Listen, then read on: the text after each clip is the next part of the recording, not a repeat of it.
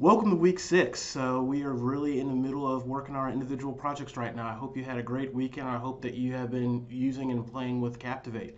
I've been giving many of you feedback and additional feedback on your individual project proposals. If you have other questions, please let me know, but I'm really excited to see what you come up with. So for this week's overview, I want to show you some of the resources I've added to the Canvas site and also a couple other resources for external sites that I think could be really helpful for your project.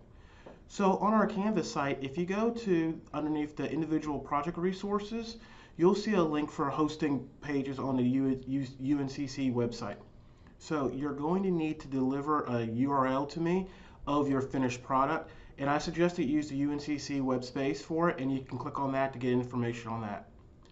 The first link I want to talk about is the e-learning resources. So we've talked about the Captivate tutorials, and Captivate is an Adobe product, so they have some tutorials. But also I want you to take a look at eLearning Brothers and eLearning Art.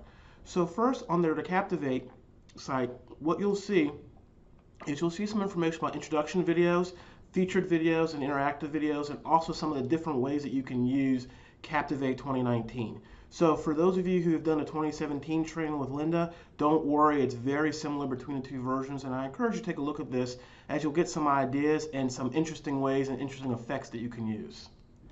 The other site I want you to take a look at is called eLearning Brothers. This is a site that I use on a regular basis, and I really encourage you to take a look at it. So for this project, you are not expected to come up with your own template. I actually encourage you to find an existing template and then make some modifications to it. So when you go to the eLearning Brothers site, you click on the link for free assets, you'll enter some information, and once you've entered your email address, they will give you access to some of their e-learning templates and assets. I strongly encourage you to take a look around and see what they have for Captivate. You can also potentially use this for Storyline. Once we get to our team projects, I'll talk to you about some additional specific Storyline resources. Another site that I've used that's really helpful would be eLearning Art. On this site, they again are going to offer you some free e-learning templates and assets and once you sign up and give your email address. So I encourage you to use your UNCC email address. Go ahead and sign up for that and take a look at some of those resources, particularly for those of you who are looking for ways of building some interactions, and also for those that are interested in finding some stock images to add in.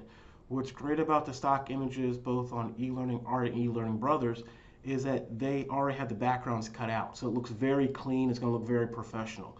So these are a couple of resources that I encourage you to take a look at.